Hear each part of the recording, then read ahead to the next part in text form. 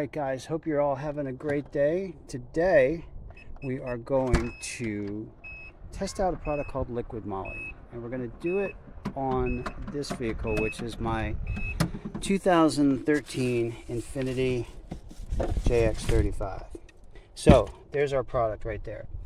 I ordered it from Amazon, cost about maybe 16 or 17 bucks. And you're supposed to put it in the engine, let it idle for about 15 minutes, and then get your oil change. So I went onto Groupon and got to the local Valvoline place, and they had a Groupon there. So for semi-synthetic, which this car calls for, I believe, cost me about 50 bucks, which was fine, because full synthetic, every place I called was literally like now $100. So this inflation stuff is getting out of control. So the plan for today is to go get the oil changed.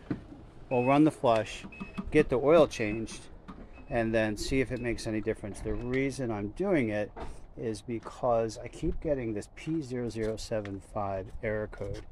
And to be honest with you, I mean, this car has 208,000 miles on it. So like, I just kind of consider any, for the amount of time that it'll last, anything going farther is basically just a gift. So we'll see if if that helps. And what happens is I'll get like my slip light will come on my dashboard just randomly while I'm driving, and then about a minute later all the collision avoidance or collision intervention things, the lights, they start to come on. And I notice that the car picks up by about 5,000 RPMs.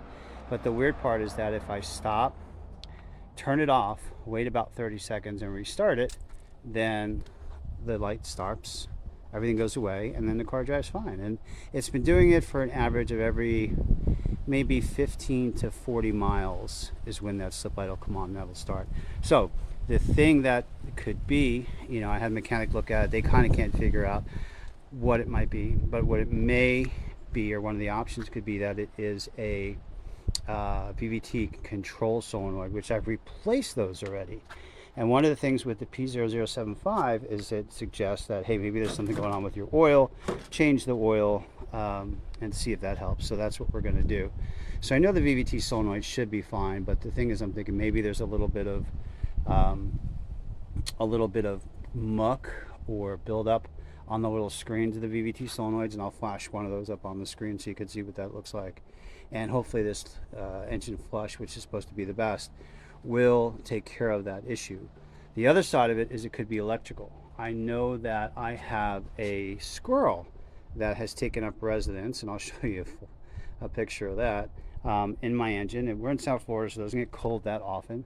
But when it does get cold, I think they crawl up in these engines to try and stay warm. So it could be a little bit of a wiring issue, which I hope not, because I've been through wiring issues with this before, and they're expensive. And at this point, the car doesn't really have the value, even though it's a beautiful car and it runs perfectly and all that. Even at 208,000 miles on it, the book value is somewhere like around 3,000. And with electrical, generally, just the diagnosis alone, them taking hours to look at it and try and figure it all out, can be upwards of $1,000. And then just trying to fix electrical stuff, because you can't really just put a wire, cut a wire out and put a wire in, because then it doesn't get the same voltage to the ECM, and then you start throwing all other kinds of codes. So we're going to try this, see if it works. If the oil change part of it doesn't work, at that point I may just learn to live with it, deal with it. Maybe talk to an electrical guy that I know, see what he might charge to try and figure it out. My insurance under the comprehensive policy part of it would cover it, but I don't really want to be putting in a claim and getting dropped from State Farm, because they've actually been pretty good with me in terms of premiums, and they're pretty cheap. So the first part we're going to do is do the oil change, do the engine flush, do the oil change, and let's see if that cleans it out. All right, so we'll be back once that's in process. All right, so one of the things I'm going to do is, here's the thing, I don't actually trust mechanics and car salesmen and all these kind of guys. So just to make sure, I'm going to hopefully, I know it's a shitty angle and it's probably hard to see, but you can see that's the Valvoline oil filter back there. So what I'm going to do is I'm going to take my Sharpie and I'm going to put just enough of a mark on it, like, right, it's like some stupid scribbling or something like that, to make sure that when they do change the filter, right, that they put in an actual new filter. And the thing that I'm kind of realizing now, like when I'm doing this, is like I could just reach in here, get the filter out myself. The oil thing is right there, the screw, and just do the oil changes myself. The problem is, in my neighborhood, I'm not really supposed to be doing that. So anyway, let me see if I get you a better shot. You can see now we've made, see those scribble marks on the filter itself. So this way, when I get the car back and I check it, it'll probably be dark by the time I get home, but when I check it, and if those marks are still there, I'll know that I got screwed. I know it sounds like I'm being paranoid, and I'm maybe not, but look, man, you gotta just trust but verify. That's what we used to say in the real estate business. So we're gonna do that. Got that marked, and the next stop is, let's start the engine. You can hear how it sounds before we do the liquid moly treatment. All right, guys, so we're inside the car now. I've got it running. You can see, I wasn't kidding, man, 208,238 miles on this car. But like I said, I mean, it runs great, with the exception now the slip indicator thing started coming on. So we're gonna, go do the valvoline thing, change the oil, and see if we can make that be a non-issue. But I wanted to show you this so you could see, I wasn't kidding about the miles on it.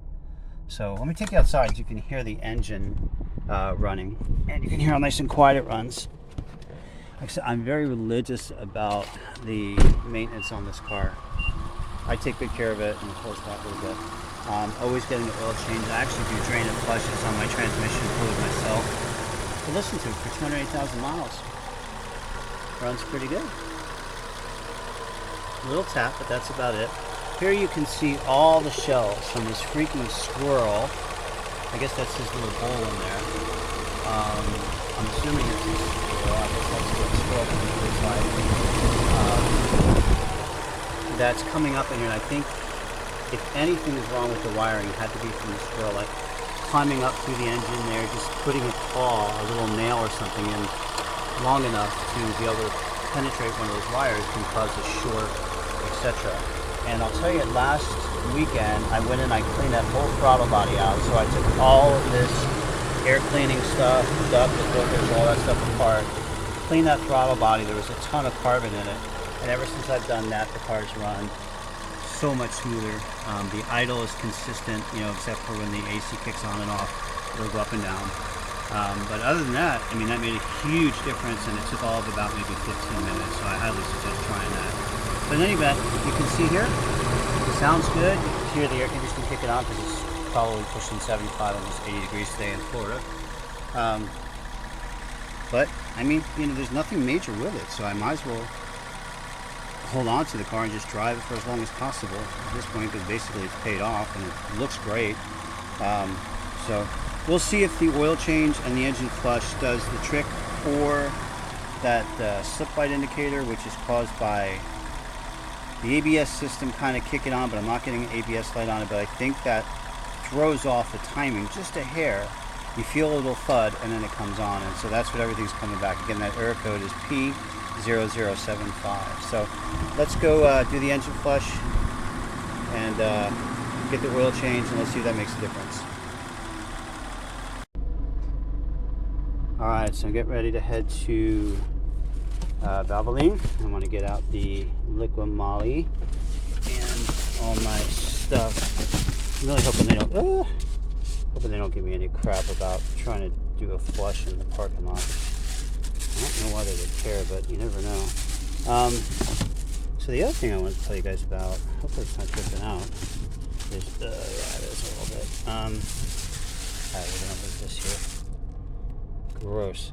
Is this stuff. So I've been treating my fuel tank with that, thinking that maybe there might be, one of the causes could be clogged fuel injectors.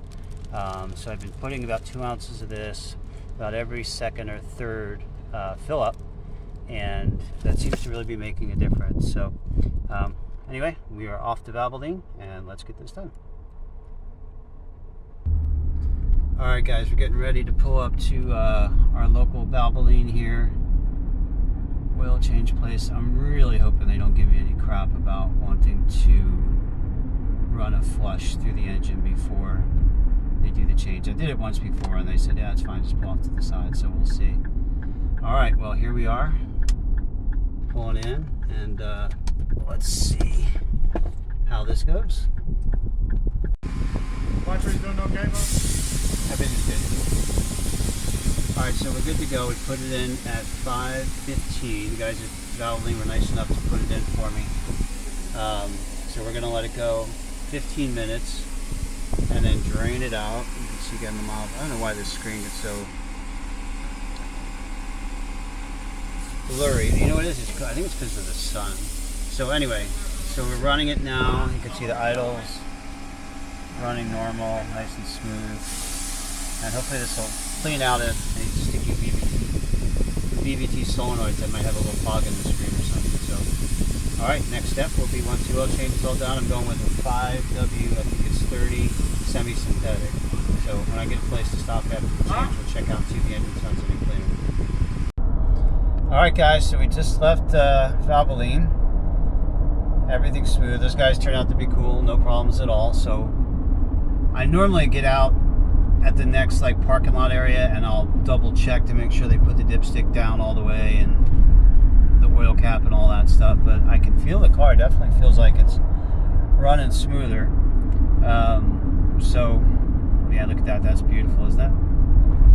That's why I love Florida, man. In any event, so next stop is to the car wash. We're gonna wash it up. It's Saturday night, so we'll give it its Saturday night bath.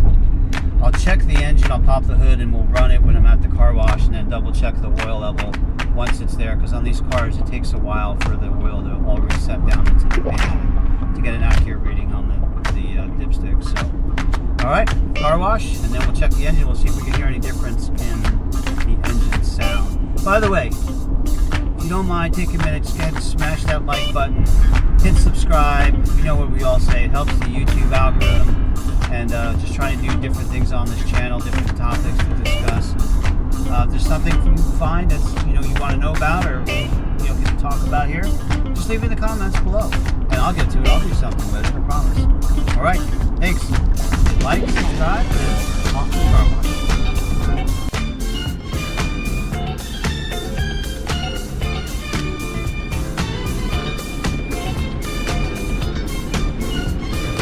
We're in the car wash.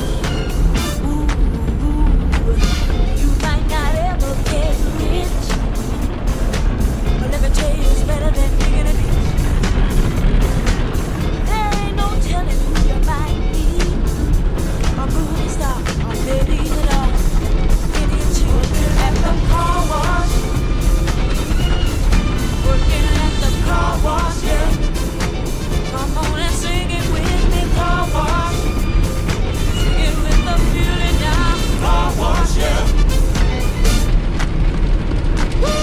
Some of the work gets kinda hard. This ain't no place to be, plan on being a star. Let me tell you, it's always cool, and the boss don't mind sometimes if you act cool at the car wash. Talking about the car wash, yeah. Come on, y'all, and sing it for me, car wash. I wonder if any of this stuff actually does anything out of this though. So, Car wash, yeah. Alright, drying off. Looking good. Well, those cars never seem to stop coming. Work and work. Alright guys, so this might be a little loud here at the car wash. We're just double checking. He's got the cap on right, and that's in all the way, because that can be really hard. It goes right into the block. So I think I'm going to go ahead and blow out all those shells from the squirrel and see if maybe will stop coming.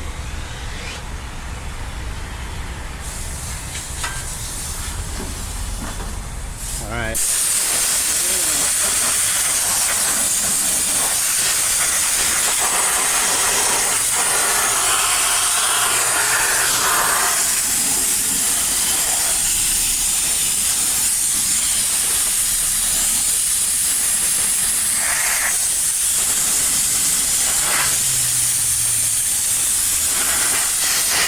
Alright, so now we know that there's a couple shells in there, but not that big of a deal. I think they're from acorns. So if I get more in there, then I know he has not abandoned ship yet. So the next thing is to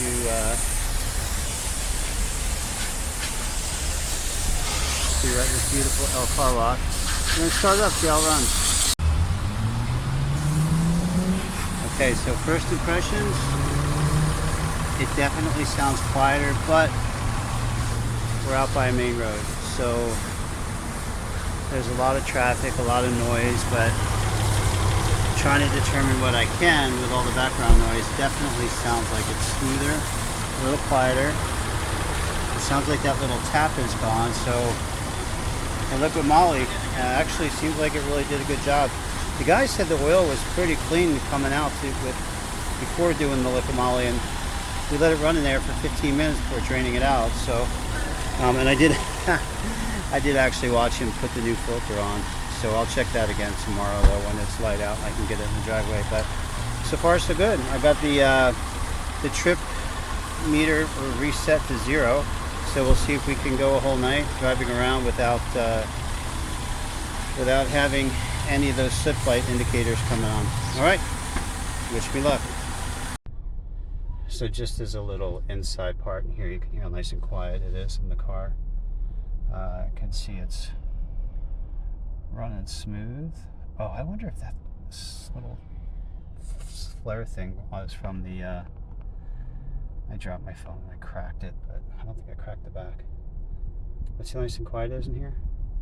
So, all right.